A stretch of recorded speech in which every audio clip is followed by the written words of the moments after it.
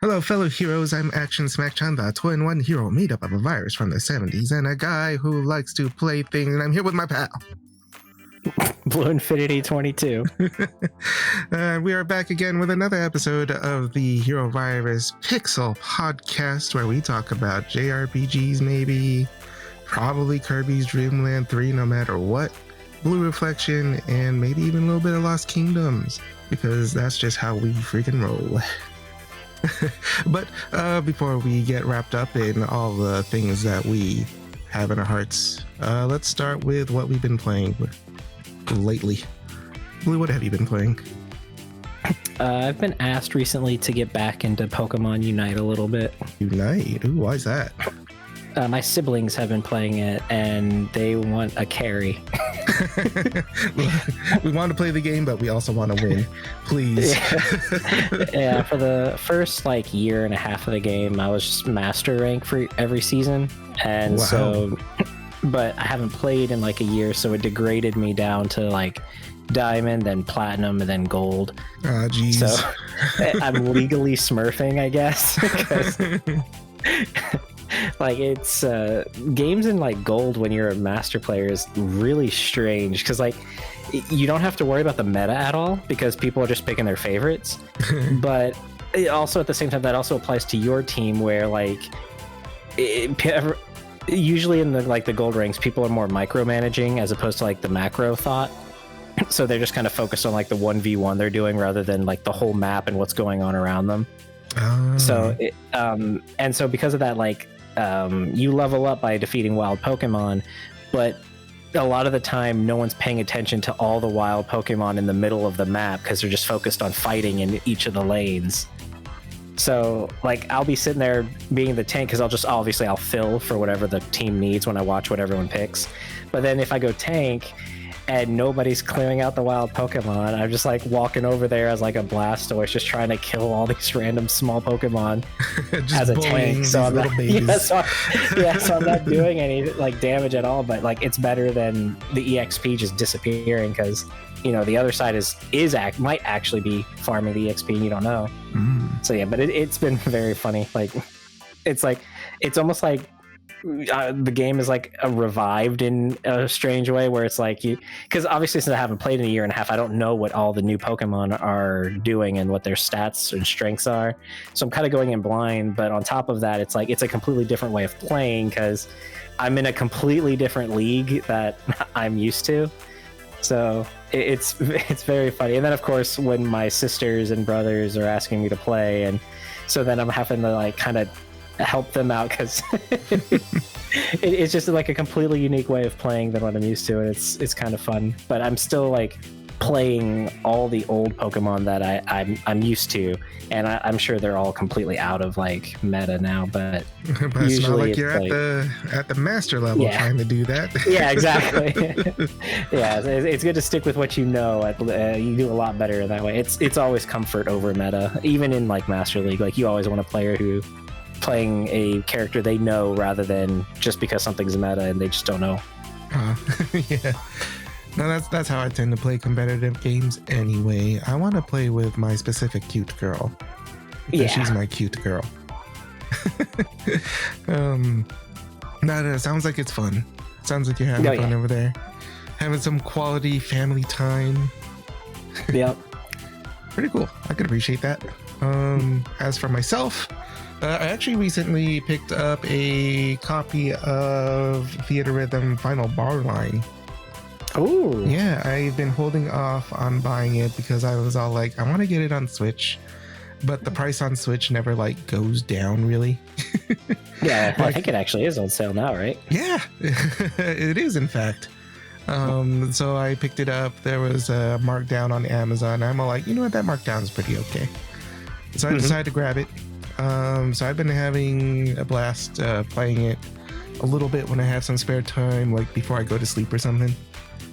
That's a perfect time for it. That's how I treated the 3DS one. Yes. Yeah, the 3DS, it might be even better for that sort of thing because it's easier to drop on your face when you start falling asleep. Yeah, and also you can just close it when you're like taking a break. You don't have to close out the game or sleep mode or anything. Yeah. But yeah, I've been enjoying it.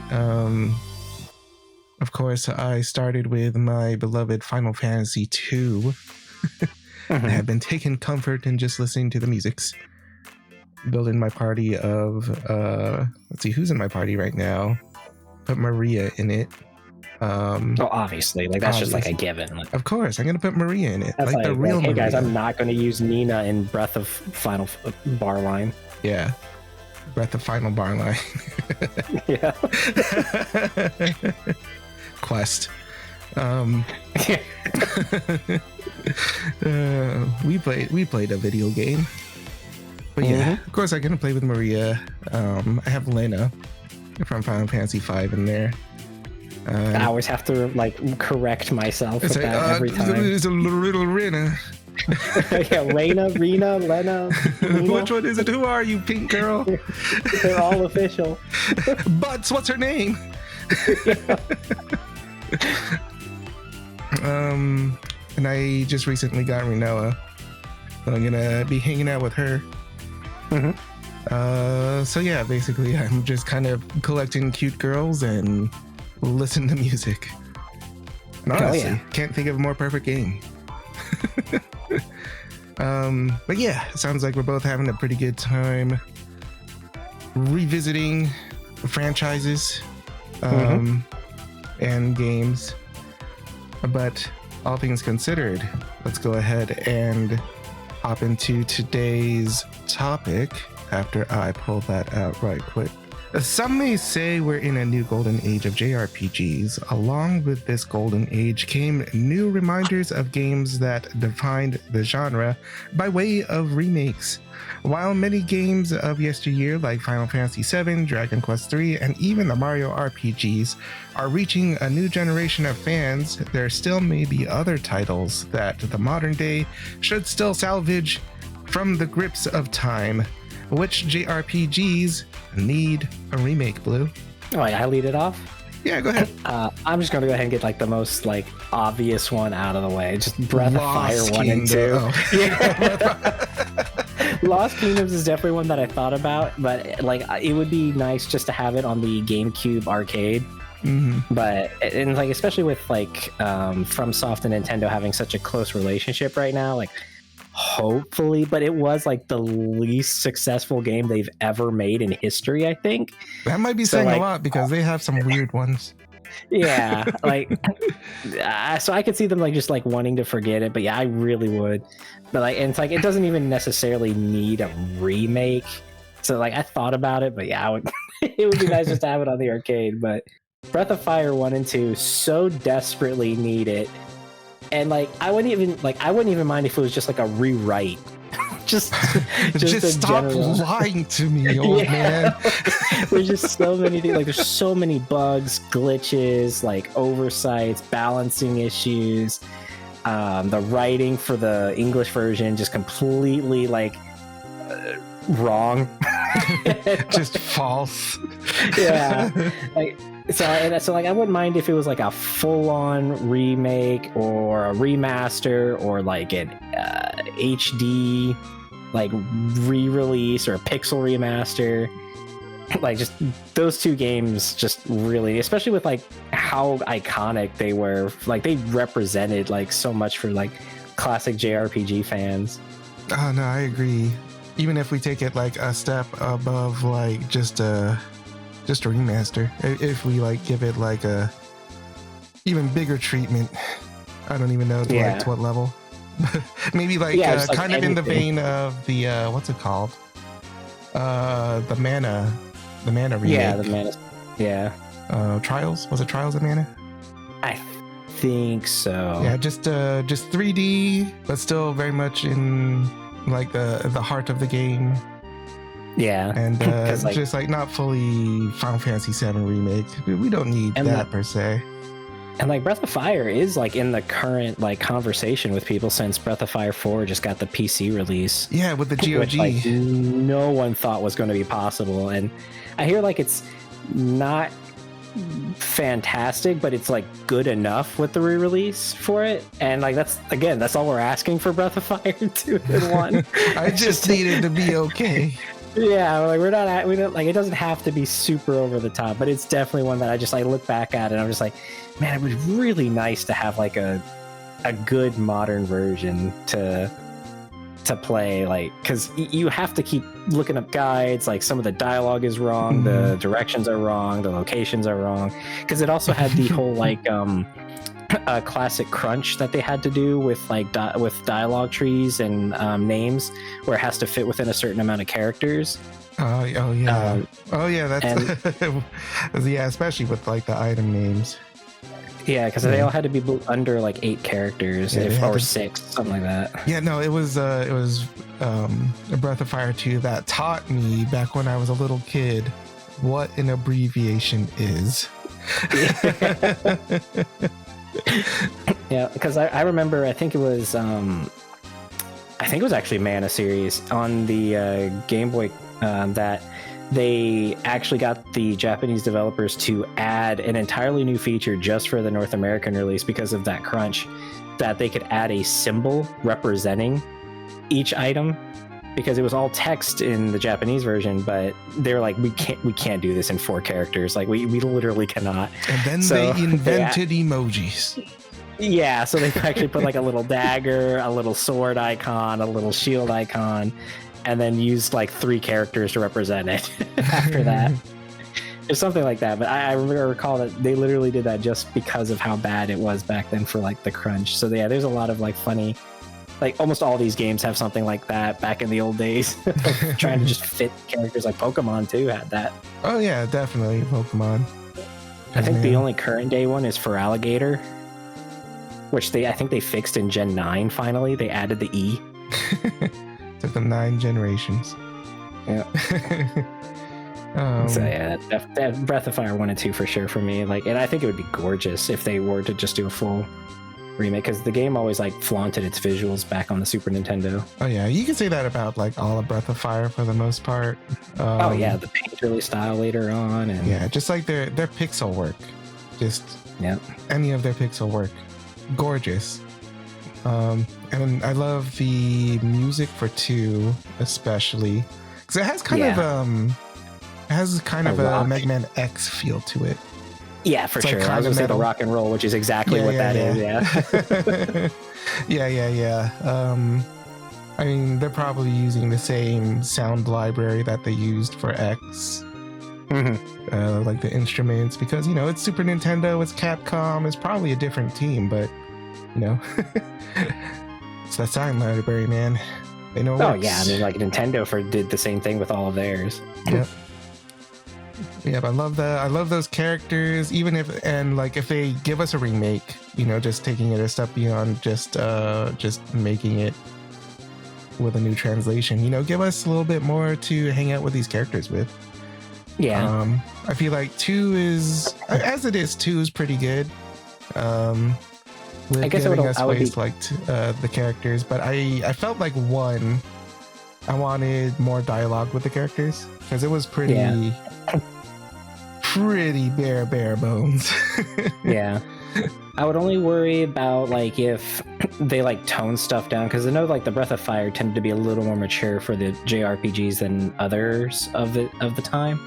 So I'd be a little worried about how much they like tone down, but I do hope that if they do that, they are smart about it. I would hope so too. I would love to. Especially with like Breath of Fire 2, it is immediately about questioning religion, and they were being bold enough to do that in the early 90s. Yeah, it always was weird with like some of the like rewrites back then, because like some of it you're like, wow, how did that get through? But then you're like, why did they change this though if that was fine? It's just, yeah, there would always be weird in some of the like decisions that they would make for some of these things. Yeah, for sure. I mean, decisions today are probably still pretty weird. Oh, absolutely, 100%. I could go on a whole episode, because you know how I am. Unfortunately, we do not have enough time to go into that in this episode, but you know, maybe in a future episode we might be able to collect our thoughts on it.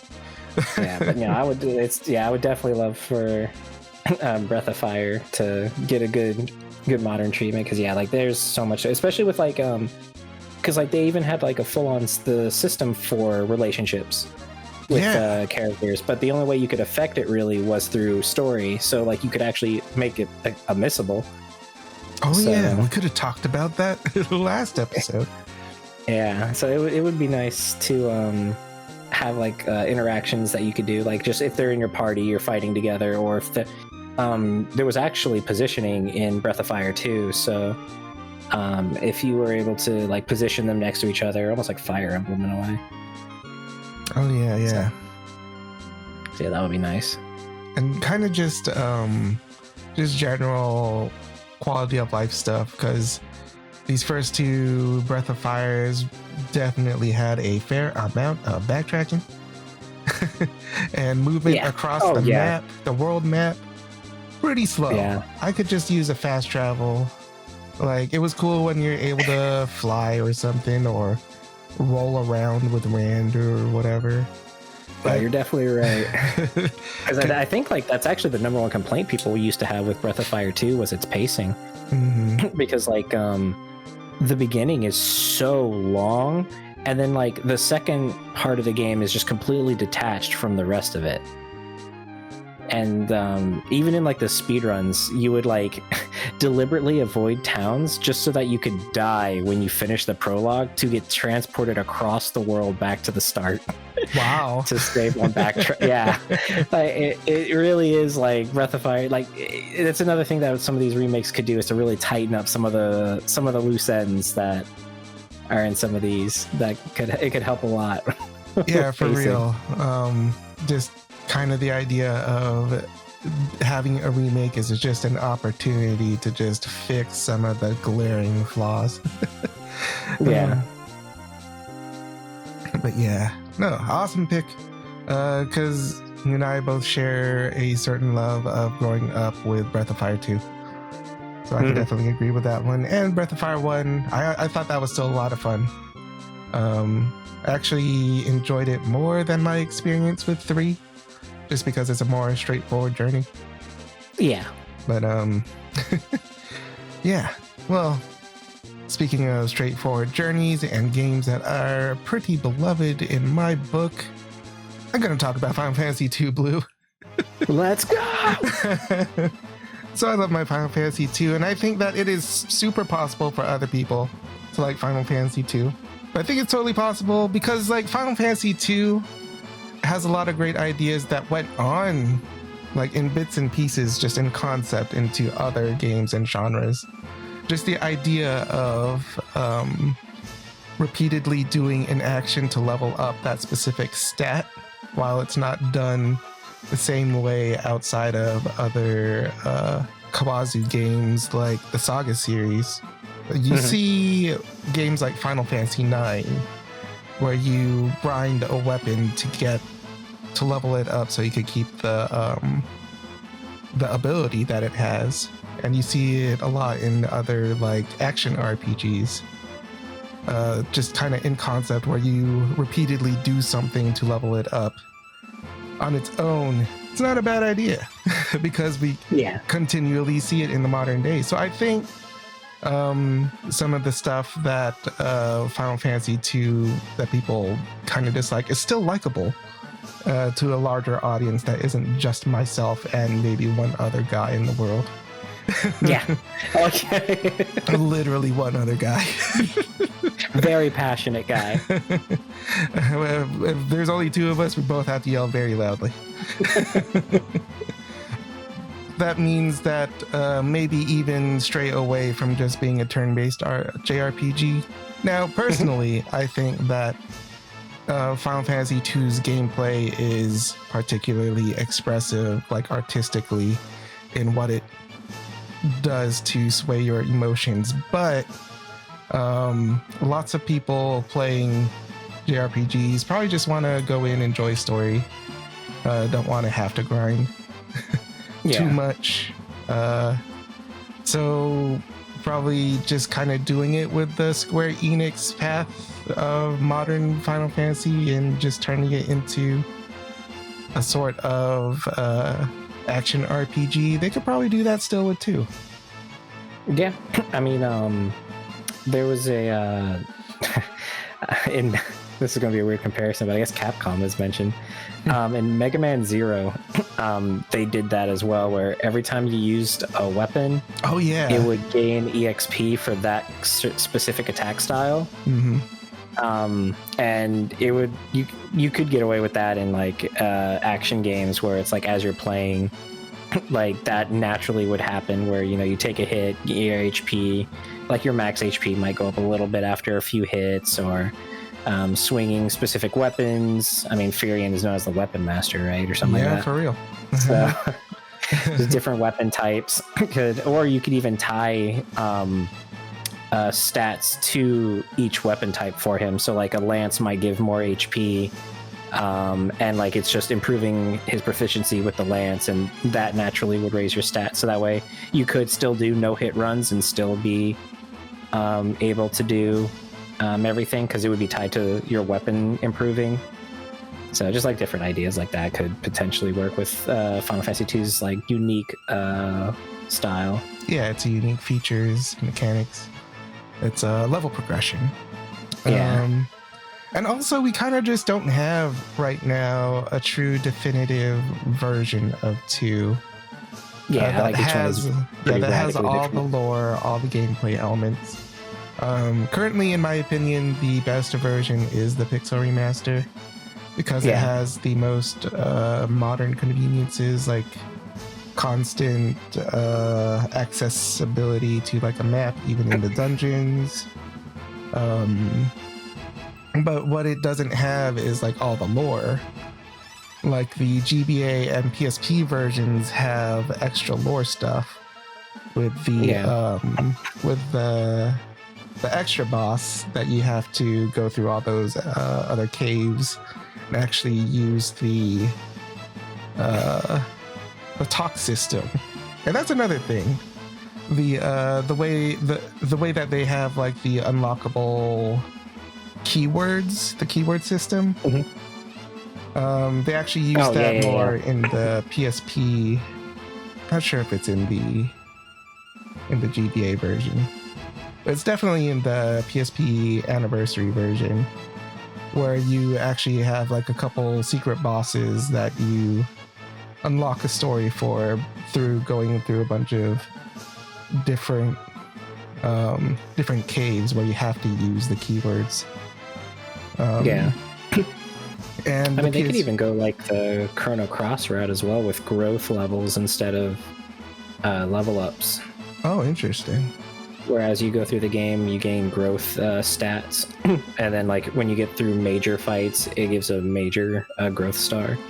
Oh yeah, and it kind of affects the entire party, as opposed to only the ones that are participated.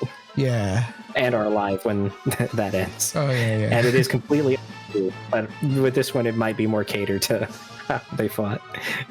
Yeah. Which could be pretty useful for the way Final Fantasy II's party goes. Yeah, so if they do go turn-based again, like they could go like the Chrono Cross route, but that's more RNG, where this would probably be more like focused. Because yeah, it's very random. You could have a Surge that literally doesn't get a single strength up the entire playthrough. But yeah. Oh yeah, the GBA and PSP versions. They also have an extra campaign for your fourth party members, forming their own party and going through their own story. And we don't have all these things just in a single version, so if we don't go a fully Final Fantasy VII remake, which I think is still a pretty good idea, at least give us a version of Final Fantasy II that has truly like definitively all the lore, all the gameplay. Yeah. But yeah, Final Fantasy II, while personally it's already artistically perfect in my book, but it's such a spot in Final Fantasy's history where lots of people agree that it is the black sheep of the series, so just make it not the black sheep. Yeah, I can also just introduce it to audiences where there's probably a lot of people that they've only seen or heard of it. They've never actually like played it themselves, and so that could be a good way of introducing it to people, because I mean it's been what, like 30 years. So if 30, not more. 30 or more, yeah. Yeah, so like that's like almost 2 generations of people, like kids just like completely removed from it. Yeah, for real. And of course, just give us more reasons to like these characters, hang out with these characters, as modern JRPGs do. Give us like some scenes at the campfire where we talk about stuff, or tales of style cutscenes. Yeah. But yeah. What else you got for us, Blue? I guess for my last just like huge like project that has like that everything would be nice to have for it, in the vein of Breath of Fire 2, would be Legend of Dragoon. Oh, okay. It's still to this day the only JRPG Sony has ever made themselves, and there was a lot of potential there that just wasn't possible at that time. The main one being, again, just like with Breath of Fire 2, the English script. It is very poorly made. A lot of it being wrong. None of the characters having any sort of like writing at all. Like it almost was like they just kind of tossed it into like a generator. Even like it doesn't even seem like it was just like properly translated. Like it really does seem almost like machine. It was Google Translate before there was Google Translate. Yeah, like it was very, very poorly done. Like there's not a lot of it doesn't really match what's on the screen a lot of the time. But yeah, and so it was very hard to follow the story, because like a lot of it you kind of have to infer. Because yeah, like a lot of the writing, it doesn't match what's written, or it doesn't make sense, or it's not even following. Like it'll actually, honestly, like probably Google Translate might actually do better, because it's so difficult to follow it. But yeah, so like having that would be very nice, and it would allow Sony to kind of like play into what they currently are known for, where they kind of like push the visuals with their consoles compared to the others.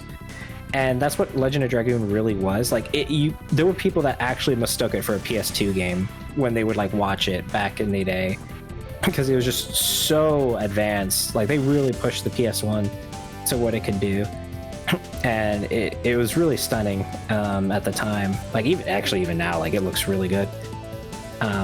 So it was very unique. The music itself is unlike any JRPG soundtrack. Like I literally cannot think of a comparison for its OST to like any other RPG like on the market.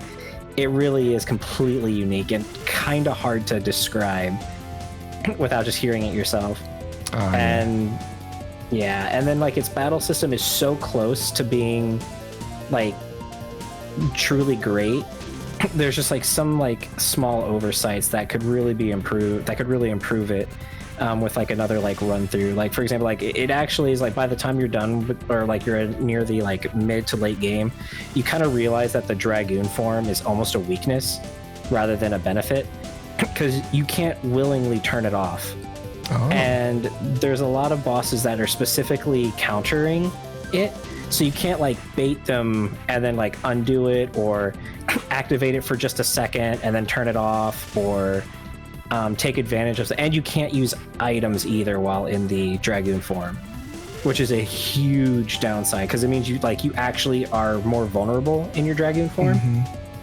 So yeah, so like because of that, like by the end of the game, a lot of people just skip it, because the further into the game you go, the more turns that the Dragoon form will last. So you actually use it more early on than later. It gets a whole lot more risky later, I see. Yeah, and then also the last thing is that its normal attack has it to where you have to do a timing where like it's kind of like that what is that horror JRPG that's Kadelka's sequel, Shadow Hearts. Yeah, Yeah, it has that spin wheel. but they kind of made it to where like you have to press it at the top of it 5 times in a row, but it actually cuts off as soon as it reaches that 5th one. So you actually don't even get time to hit the 5th one because it cuts off as soon as it reaches there. So you actually have to press it like a frame before it reaches it to get your 5th hit in. Oh, that's really... So, yeah, so fixing that might be nice too, because I can't tell you how many people who have played it assume that 4 is the max, because it just ends as soon as it reaches the 5th rotation, but no, you have to press it like a frame before it reaches it to still hit it to get all 5. Wow. So, the secret 5th hit. Yeah, so yeah, there's a lot of fantastic stuff about it, but like I really think that it really would benefit from a full remake. Like it really would do a lot. Like its presentation was fantastic, its story is really good and really in depth, but it's just so hard. Like it's so hard to understand. Yeah, like it really is something that people have to look up the wiki to actually like. What are they talking about? Oh, like, that's actually really cool. Yeah, literally, that is exactly what has to happen. And then, of course, like the voice acting is atrocious. It is some of the worst in the PS1 era, but it also has, but it has the same. Yeah. But it has that. I was talking about this to a mutual friend of ours, where like. The PlayStation 1 era voice acting, it really excels in the clips, but not the scenes. Like, cause, a good example is like with Ape Escape, where like the gotcha or let's go, like all that stuff is iconic for people. But then you hear him in the cutscenes trying to actually form dialogue, and it's so bad. Jake, what are you doing? but then you got the gotcha, and it's just so cool. And the same thing is with Legend of Dragoon, where like it has I think it might have been like only kind of battle system where it does like the reaction commands like in Paper Mario, but it's full on rhythm. So like you can customize the attack styles where each person with a different weapon type, it's different, where like swords are broad rhythms where it's like swing, you press X, then he charges up, swing, press X again, and he'll do like a full like 6-hit combo. And then like the martial arts master does like multiple punch. And so you have to hit X to the rhythm, and it does a percentage based on what it is. But since you can customize it, you can change the percentage based on its difficulty, or if you're not good at it at all, there's 2 characters that don't use it at all, and they just do 200% damage flat, and it refills your dragon gauge at the same time. So, but they'll yell out their attack if you successfully do the full combo. Oh yeah, iconic. Yeah, they're really charming and really fun. But then you hear them in a full cutscene, and it's not charming anymore. Well, to the credit of the actors, it's probably because they were getting 0 voice direction. Yeah, for sure. That's why they're able to just be like, oh, I can say 2 words for like a victory thing and sound okay. But, Volcano! Double slash. Exactly. It's so fun. Yeah, like the whole era like that was like that, with like the clips are just so fun. But then once you get to the full scenes, and there's a couple exceptions, like Grandia like really is like the pinnacle back then. But even the it did suffer. Works. Yeah, but even then, like some of their lines are like, you want to do that again? But like it's that sweet spot, I think. Yeah, for sure. I totally agree with that. And there are a couple games where I think it just hits that right spot. Not great, but it good. You know what I mean? Yeah, and Grandia, you could even kind of separate with like character by character too. Oh yeah, you could filter them out like you did all right, you did all right, you did. Yep. Ooh. And you did all right. Yeah, like I know there's the one of the big bads is like almost infamous with how with his like dialogue during some of his like evil scenes, and then but Justin, he really nails a lot of it. Oh, for sure. He sounds like he's having the most fun. Yeah, and that's the most important thing for pretty Justin. Good. Like just like the ones that mattered really did well. That's true. Yep. But yeah, so like for Legend of Dragoon though, that's one for sure that I think it really would benefit from like just an overhaul. But Sony, like I heard one, it was not financially successful because it was so late in the PlayStation lifetime as well. It was like pretty expensive, and the PS2 I think was already out, if not on its way. So, but yeah, and then like it had to compete with like the other Final Fantasies that were coming out at the time, and yeah, they were branding themselves as the Final Fantasy killer. Yeah, and it was very expensive development because, like I said, they really did go all out on it. Like it was very expensive. It was like 4 discs. Like that already was huge. Like even Final Fantasy was like, we're trying to stick to 3 as best as we can.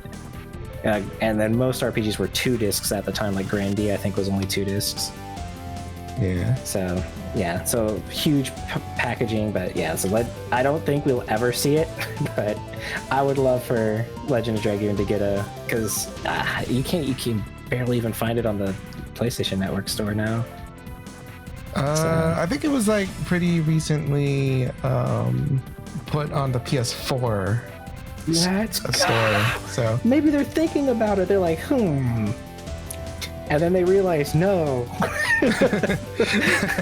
They're like, what is our audience? No, there's an audience now because JRPGs are cool. Yeah, but it's Legend of Dragoon cool though, like.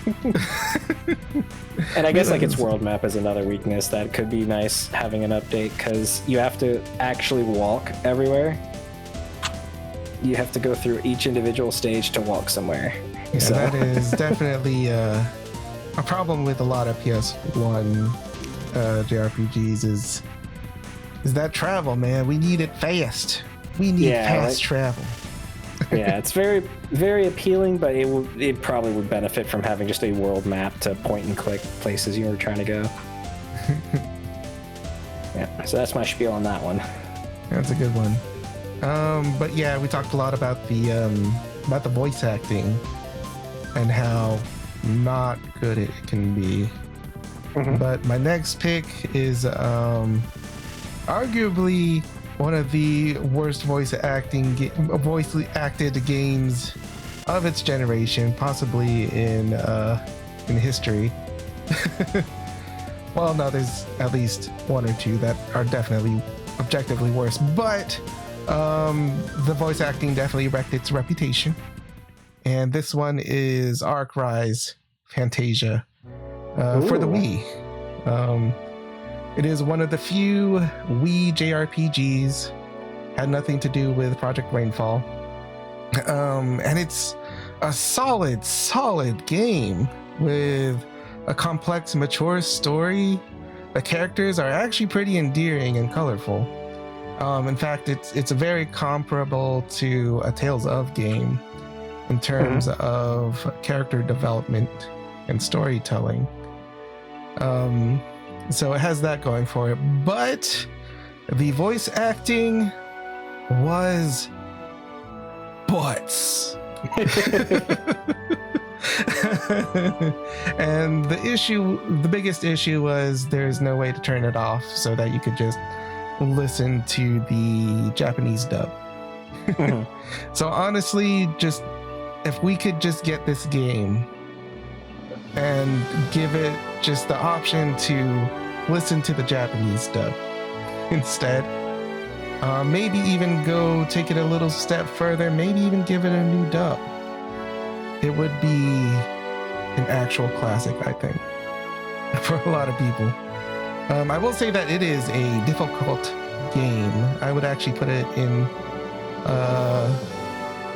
my own list of one of the hardest JRPGs that I have beaten. It's pretty hard. But it's like satisfyingly hard. It's not like super cheap. It's all like, well, you just need to fix your strategy, your loadout, you know. You don't really have to like, well, to an extent you kind of have to grind, because that's how you get abilities and stuff. Kind of a Final Fantasy II flavor, if you ask me. But but no, the gameplay's fun. The battle system is unique to it. It is turn-based. It's just that voice acting, man. Yeah. It's bad. just infamously bad. And it's another case where, just like when we were talking about, what happened with the PS1 dubs, is they probably just did not get some proper voice direction at all. Because I have listened to some of these actors in more recent roles, and they give us some pretty solid performances. I've listened to one of the actresses play a pretty important character in some Ultraman specials, and she was doing a pretty solid job playing a fan favorite character.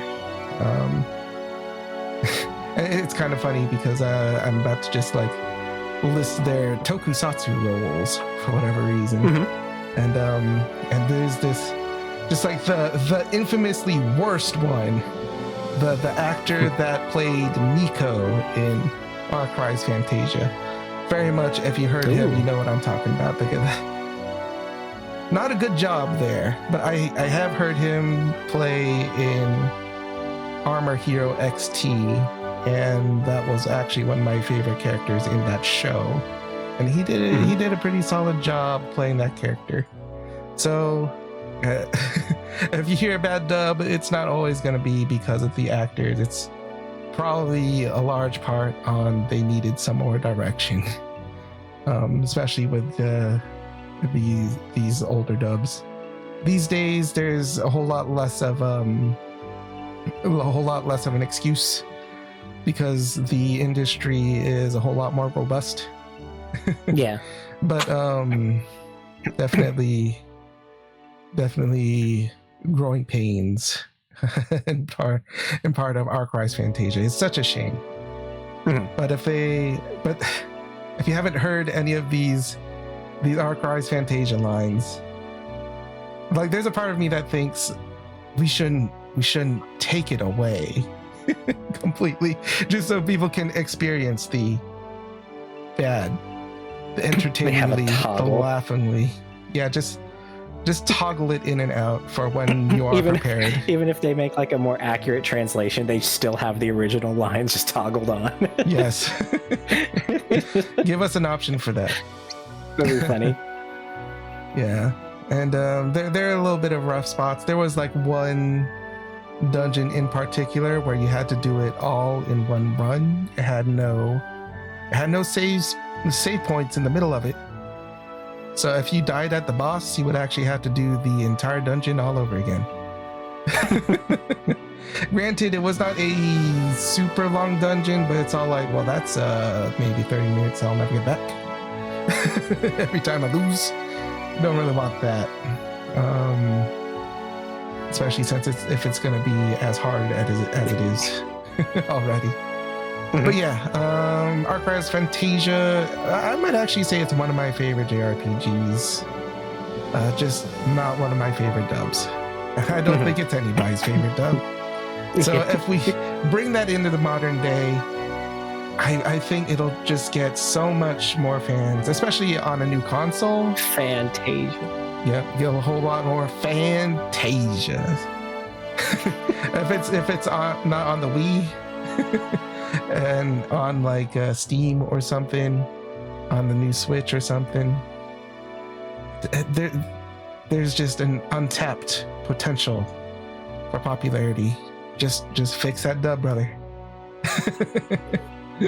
But yeah, what else you got for us there, Blue? I would not mind seeing the HD 2D treatment to the Super Nintendo Final Fantasies. Oh. My first thought is 5, because it's like obviously the most different compared to the other two that are more like world and plot focused, whereas 5 kind of goes back to like the older days where you can freely change jobs. There's less of a focus on characterization, even though like most people who think back to it could easily pinpoint characterization. Oh, for sure. Yeah, like that. I would really like to see it get like the full treatment, because like 5 is typically the least talked about one of that era. And Yeah, so like seeing especially- it get like a full, yeah, go on.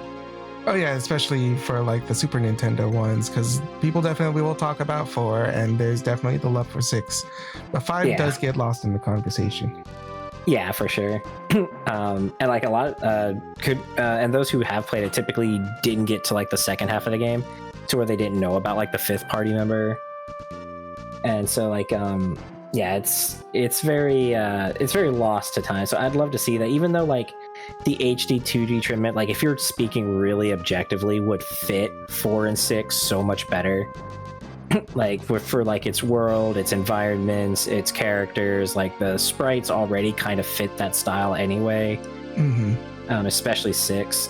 Like it really does seem like it's a match, like perfect match. But yeah, I would really like to see like some of the lesser known Final Fantasy get kind of like that treatment. Non-7 Final Fantasies. But no, I agree with you, and we do kind of get a little bit of a taste of HD 2D6 in the Pixel Remaster version. Yeah, because the opera scene is actually done in HD 2D style. oh yeah, you're right. Oh, and I love that so much because they actually have different language options, like for the vocals in the opera. Oh, okay. I didn't know that. Yeah, you could actually listen to it in like French, or I think also Italian. Let's go. And it was definitely Japanese. It might have been all like I was like spending a few hours one night just being all like, whoa, they have this in how many languages? And I was just like switching languages and loading up the file just to see what the different performance is like. And it's pretty cool. Listening to Code Lyoko. But yeah, but actually what I personally want to see of like Final Fantasy V, and this is probably a pretty unpopular opinion, not as much as my love for Final Fantasy 2, but I do want or to Tales of Symphonia 2. Oh, of course. But I do want to see like a not just an HD 2D version of Final Fantasy V, but like a full-on Final Fantasy 7 remake version of 5. That'd be really cool. I think it would be awesome. I could even see it work because of Lightning Returns, actually. Really? She changes jobs in mid-battle. You can set 3 jobs as presets, and you can swap between them in battle. Ooh. So I could see it kind of working a little like bit like that. mechanically. Yeah, because it's the job one. Like, it is the job game. Yeah, like you constantly switch like jobs between battles, but yeah, like I could see it work, because you would even set loadouts in 5 as well. Like you have a slot that you can freely pick any other job that you've had before and set that as a sub command. So, and in Lightning Returns, you do the same thing where you can do loadouts for each job and swap between them. And you freely control lightning in battle. So, like it would, I could see it really work with that. Yeah, it is basically that. Yeah. But again, and there's such a... I think the characters in 5 are actually really good. And did you know that there are actually like missable cutscenes in 5? Vaguely. Because like you can actually like go fly around, and then like at some point you could just go back to Bartz's hometown, and there's just a cutscene with him and Ferris there. Yes, I do know about that one. Yeah. Like it'll just trigger. Yeah, it'll just trigger. It'll just happen, and it's not. It doesn't have to do with the plot. It's just some development with Bartz and Ferris. That's totally missable. We could have talked about that in our missable episode, but I didn't think about it. But yeah, me neither. Because I think even like some of the dungeons are completely optional too. Yeah, but I say that to just kind of as to say that there's stuff to explore with these characters besides just the goofy, jokes you know? Yeah, Ninja and like Turtle references. Japan has kind of like dug into it a lot, like especially with like the Ferris and Lena dynamic, because like it was a very popular trope at the time, a strong woman posing as a male who was like separated from birth from like royalty. Like that's like a pretty common trope, or like the prince who's actually a princess. Like that's pretty commonly done. Like even today, like the most popular one is obviously like Saber from Fate. Yeah, I guess that would be the both. In my brain, I was all like, "You mean Lady Oscar, the Rose of Versailles?" Yep. Yeah, well, you can see, like, yeah, it's a very popular thing. So. Oh yeah, no, it's like it's a pretty beloved character arc. Yeah, and then of course, like archetype. the concept art being a lot more faithful to it than the sprites, where it's pink and purple hair. Whereas like they're both blonde with very regal appearances in their concept art. Yeah. Oh, so, I would also love, just kind of to add, that I would love to see just the very high resolution, high poly modelable style, but in Yoshitaka Amano art. Yeah, like it would definitely fit, or at least like you could give character skins, like allow them to kind of swap between their looks. Very much Dissidia. Yeah, and Theatra them also couldn't decide where each sequel swapped between them. Like, because I was like, who the hell is this character? And it's like Ferris and Lena. I was like, what the fuck, that's not. It's like right now. Yeah, I was like, there is no purple whatsoever. And then in the sequel, they changed it to the purple and pink, and then in the next one they changed it back. So I'm just like, okay, so yeah, like that would be kind of like the best of both worlds, because Terra kind of fell into that too. Oh, but yeah, eventually, like they didn't know if they wanted her to be blonde or with green hair. Yeah, eventually they just flat out settled on blonde, and like anytime there's like a player 2 color, they'd give the hair. But yeah, that one fits a lot better, honestly. But yeah, it was the Ferris and Lena definitely is one that, and it could be explored a lot more too. Like you could even go all the way with the Final Fantasy VII remake treatment and make the first half of the game one disc or one release, and then the second half a different release. Because I mean, it's an entirely different map anyway. That is true. That is true. And with a different cast, so yeah, it's like, oh, we got a new party member. Yeah. But yeah, I don't want to forget about the emotional parts of Final Fantasy V's writing.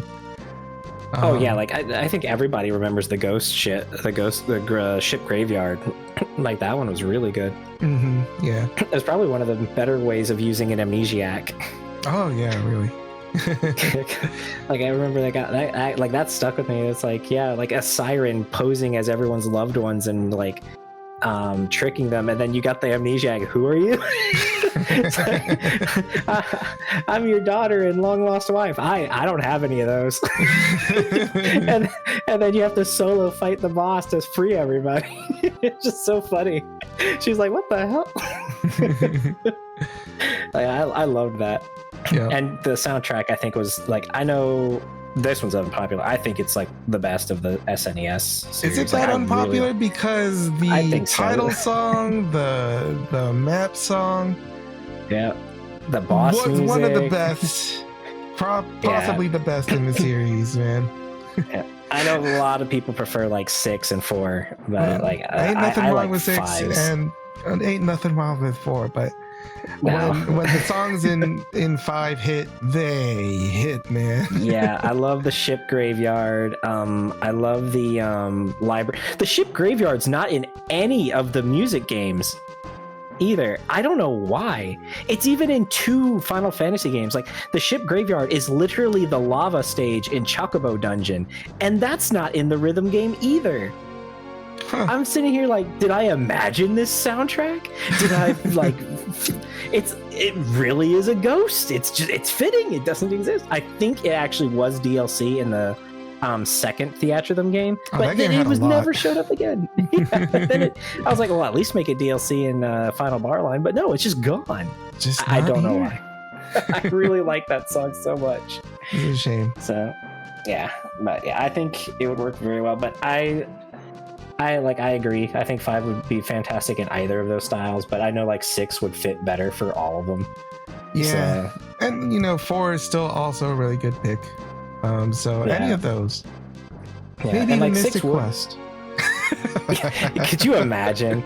That one probably would work better in the Final Fantasy VII remake treatment, because like you basically have one party member the entire time with an occasional guest. Yeah. So like you just control the one character full on, and then you just have like a support. Like that would honestly work really well, and it's rock and roll the whole way through. Yeah, it is. Oh my gosh, the soundtrack! Like nobody can deny that the music in that game hit.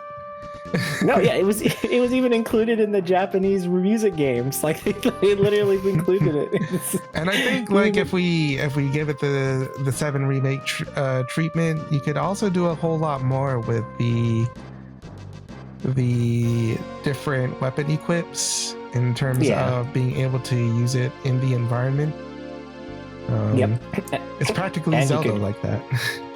And you could really go all in, since it typically is like a one-on-one for most things. Like you could really expand, because like the coolest thing about it compared to the rest is that because they were trying to really simplify everything, they used visuals for everything. So like instead of HP numbers, it was a health bar. And instead of like seeing the enemy's health, it would show damage to the enemy to indicate how damaged it is or how close it is to death. Yeah. So you could really go full on into that in something like this, where like you actually see battle damage happening or parts falling off or like ripping and tearing. Just like you could really like go all in on it, and could even make it affect battles where if you cut off like a robot's like arm, that he can't shoot anymore for the rest of the fight. So like you could really go all in on the simple simplicity that it had, but like more of a cinematic. Yeah.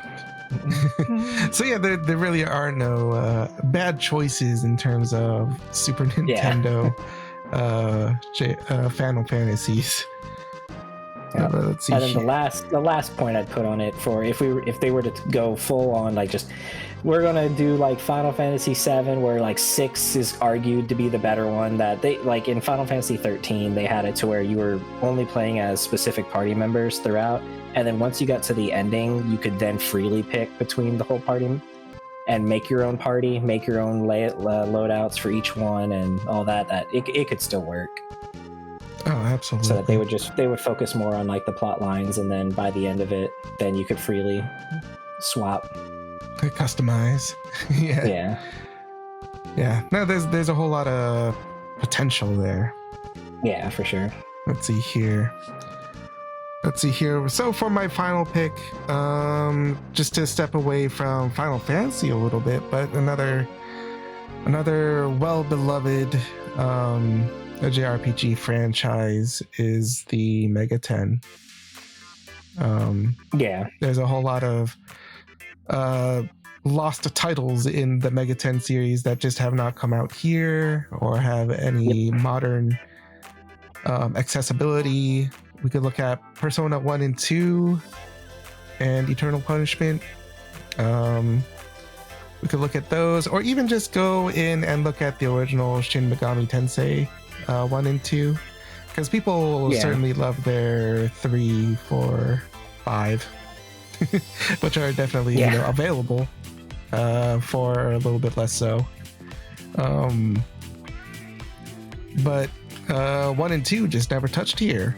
I have a bootleg of 2, but it would be cool if I had not a bootleg. And there's a lot of demons that have exclusive designs for that era as well. Yeah. And I hear that they are still good games, if not just a little bit archaic. Yeah. So. Yeah, I could definitely get it could definitely like have a lot. Like you can make a small collection out of it. You can even make it digital only. like make it try to budget as much, because there's a lot that you could pull off with it, especially with like some of the engines they have nowadays. Yeah, just kind of bring it into a new engine, kind of like how they brought Persona 3 into just a more modern engine. Yeah, a more modern play style. Yeah, making it a whole lot more like P5. So if you went back to 1 and 2, just kind of make it like 5 in terms of gameplay style. But you could even take the old Devil Survivor or Shin Megami Tensei 4, like if they wanted to even go even simpler. Like, it doesn't need a lot, but yeah, it could definitely benefit a lot. Or if they want to go all out, like I don't know, I guess it's kind of hard to tell nowadays. Like the protagonist for Eternal Punishment is still pretty well known, so like I could see them like trying to go all in on it. But yeah, there's a lot that they could like, I guess they got to take out Mickey Mouse. If we must. Yeah. Yeah, like that. But there's a lot that's really nice. Like that people obviously wouldn't have remembered that, you know, they came from there, since for a lot of people, like, the series started way later. Mm-hmm. Like, even if it did come here with some of the earlier Persona games. But yeah, it'd be cool to see some of the more modern, because yeah, there's a lot of like quality of life that desperately is needed for a lot of the older Atlas games. For sure. That would be very nice to have, and I think it could be a lot of fun, especially like revisiting or seeing where some of the stuff came from. And if they did keep the original designs, which I doubt they will for some of them, but it would be cool to see them reborn. Yeah. Or like better brought to life. Yeah. Even if we just went jump from 2D to 3D. Yeah, even if they did decide to like just do like HD pixels kind of thing, that would be interesting too. I wonder how HD 2D Megami Tensei would be. Yeah, like it doesn't even need to like it's like what we said with Breath of Fire too, where it doesn't need to be like crazy, like just good enough. Because like even, and like it wouldn't be wasted ever if they did decide to go like the collection route for like stuff that just didn't come here. Mm-hmm. Like doing Mega 10 1 and 2, because like the sprites could carry over. Like the demons, that's what they did for like the whole franchise for 10 years. It's just they kept using the same model for every single game, so like it wouldn't be out of place. So like I think it could be fun. Yeah. And just again, it's just a whole lot of quality of life things, a whole lot of ways to better keep track of where you're going and what you need to do, and because you know a lot of games just of those generations just are cryptic and are grinderific. Which, you know, again, I don't mind grinderific, but I do mind a little bit of criticism. I need a little bit less cryptic. I need to know where I'm going. And it was also the era of entering a fight, instant die. Yes, that is the thing. just make things fair, man. Yeah, very frustrating. But you know, just polish that up a little bit. Give us a fair script, because just consistently, just Mega 10 games, SMT, fascinating stories that I think most people would just be able to appreciate, just because it's just of that franchise, a little bit dark, pretty modern stories. It's just not something you're about to hear from Dragon Quest, not something you're about to hear from Final Fantasy. It's just, this is SMT stuff. And to an extent, it's Persona stuff. But it also introduces a lot of like mythology and things like that to audiences. Because I know like the very first time I ever heard of Tower of Babel was from Devil Survivor. Oh, really? Yeah, that was the first time I learned that fable. Interesting. Yeah. It's a definitely just a way to check out different perspectives of cultures, I guess. So yeah, very fascinating series. Needs attention other than just the Persona stuff, which is good. Persona stuff, I ain't knocking it. Yeah. But they removed the Shin Megami Tensei label. They just removed it. Yep, now they're just Persona because that's all they need for recognition at this point. Yeah. They're all like Shin Megami who? Yeah, they're like, that's removing sales. We want we're losing an audience. Yeah. But yeah, that's my final pick for today. Any closing thoughts, Blue? For like one more from me. Sure. So this is just kind of like a quick, I guess, like pipe dream, but like I wouldn't mind seeing Grandia, both like course. 1 and 2, or like the trilogy, and like because I'm thinking they are really good on their own, but they're like there's no modern way of really playing it well. All of the HD re-releases or remasters or anniversary, they all are very poorly done. Like the PC one currently on Steam, they removed the one that ran well and they put the current one that crashes consistently. Oh dear.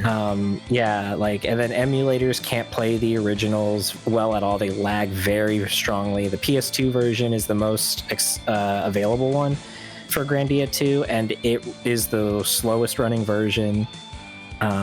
Yeah, like, and Grandia 1, like it has lag issues as well. And of course we talked about, like, you know, the dubbing can be cringy sometimes, but there's no real like easy way of like playing them very well. So like it would be nice to see, like, and if like even as like extravagant as like HD 2D would work very well with Grandia 1, like, but like I think that would fit really well. Yeah, because like it already kind of blended the 2D and 3D anyway as well. Yeah. So like exactly, it could really lean into that. And then Grandia 2, like I would even say it's fine with its original dub. Like it's very fun, very campy. It's not too cringy, but yeah, obviously it's like for some it was, but I think it hit the sweet spot. It's very funny hearing adult Simba as a bounty hunter. And yeah, Millennia, her voice actress, is just having a great time. I think it works very well, and the gameplay holds up still today. Like, you don't need to do a lot to it. It's just like a really good running current day version would be fantastic. And if they want to go all in, like, there's a lot of room. Like, even if they were to make Grandia 2 and the Grandia 3 engine, like, that'd be fine. Like Grandia 3 looks great, and I know it's like the least popular of the three, but but like, it does I think look it still holds up. Yeah, it does look fantastic. And so like I think it would work very well. And so like, yeah, like, doesn't need a lot to it, but if they did, there's a lot there that you could. And I think they are still like among the best JRPGs ever made in history. Like, they're so good. You could get lost in, like, it really is like a fully realized like civilization. Like, you could literally, like, you could be just like Justin and just walk through some of these ruins that he finds and just admire, like, the paintings, the carvings, the infrastructure, the building. You could really get into the plot. You could really get into the setting. You could really get invested into everything in the game. Like, it's just such a fantastic series, and it's just a shame that there's no really, really good way of playing them. Yeah, much like Final Fantasy 2, there's no definitively good version. And I haven't even tried the Dreamcast version of 2, but I hear that that's the best way to play it. I do hear that's like the best way. Yeah, which is a shame, since it's like released in like 5 different places and all of them are trash. So yeah, I think it would be great just to have a very good, because it, like, I still would put the Grandia series as like my favorite JRPGs. It just has that good feeling. Yeah, for sure. Uplifting might be it. And the battle system is great. Oh, the battle system, it's so fun. Yeah, I agree. I might even take it a step further and just say both of them can have kind of the Grandia 3 graphical upgrade, just to see. Yeah. Just to have like just a sense of the remake, kind of like what they're doing with Trails to the Sky. It's just a full-on overhaul of the original game. There's a rabbit that throws carrots at you. And we need it in 3 dimensions. That's a playable party member, yeah. But I think that'll wrap us up today, Blue. If people need more Blue Infinity 22 in their lives, where can they find that? Twitch and YouTube at Blue Infinity 22. And of course, if you enjoy listening to Action Smacchan, you could subscribe to this channel, the Pixel Smacchan channel, or you could go over to the Action Smacchan main channel over at youtube.com/@Action Smacchan. And thank you all so much for being here, and we will see you in the next Smacchan Packed Adventure.